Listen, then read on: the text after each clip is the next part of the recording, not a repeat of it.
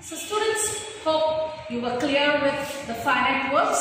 That the finite verbs need a certain parameter to change based on the subject, tense, person and noun. Now let us learn about non-finite verbs. Non-finite verbs, they do not have a fixed limitation to change based on the tense, number and person. Let us just check an example. Now here you can see Arun sees a spider creating a web. So here there are two verbs if you have observed, sees and creating. Check the second sentence. Arun saw a spider creating a web. And again here there are two verbs, that is saw and creating. Did you observe, children? Here in this sentence, sees has changed to saw.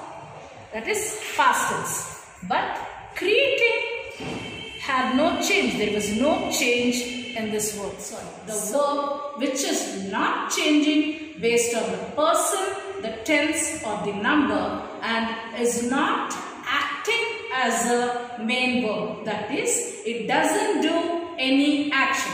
Remember these 3 points. It does not function as a main verb. It does not do any action in the sentence. And the third one is it functions either as a noun or an adjective.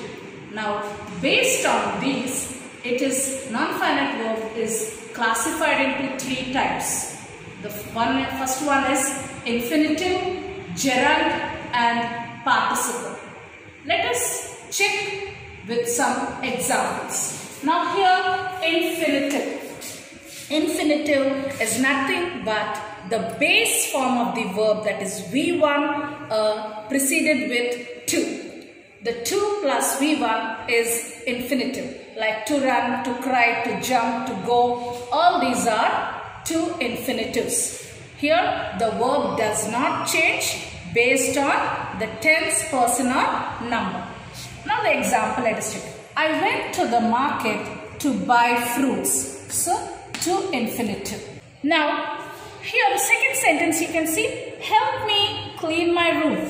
Now you might say, ma'am, you were talking about 2 infinitive, but there is a verb clean. Now here this is called a bare infinitive, which you will be learning in your higher classes. There is no to with the V1 verb. So infinitives are again 2 plus V1 and without 2 is called as the bare infinitive. Yes children, I hope you are clear with infinitives. Let's go to the next one, that is gerund. Now here the verb, I told you, it doesn't do the action, but it is functioning as a noun. It functions as a noun. Gerund functions as a noun in the sentence. We already learned that the subject is either a noun or a pronoun. Now here swimming is an action like, isn't it? But here it is not doing the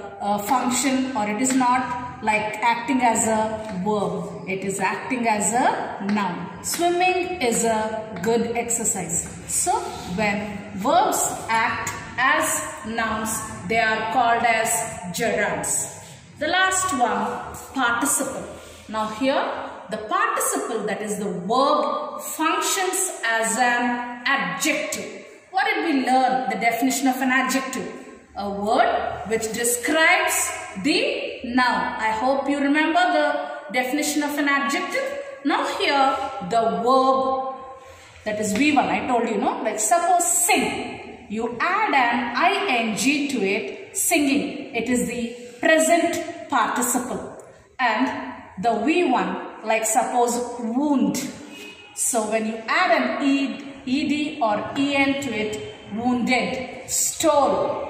You add an en to it, stolen. So here those are called as the past participle. Let us check the example. The barking dog chased the stranger. Now here dog is the noun. it is described as barking dog. So barking is actually, dog is noun and it is describing the dog. So what is the parts of speech which describes a noun called? Adjective. Now you might think barking is an action word, and here it is action word only, but it is functioning as an adjective. Yes? Let us check the second one. So here it is, barking is the present participle. Let us take an example with past participle. The broken window was repaired. Now here window is noun and broken, you think that it is a verb, but it is functioning as an adjective as it is describing the window that it is broken.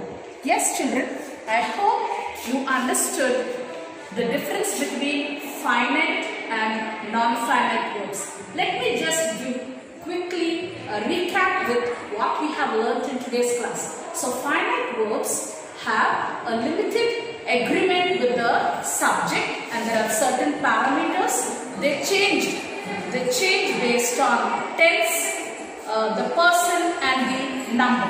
But the non-finite verbs do not have any limited agreement with the subject and they do not function as a main verb in the sentence. Yes? Hope I am clear. Let's start for today's class. Thank you.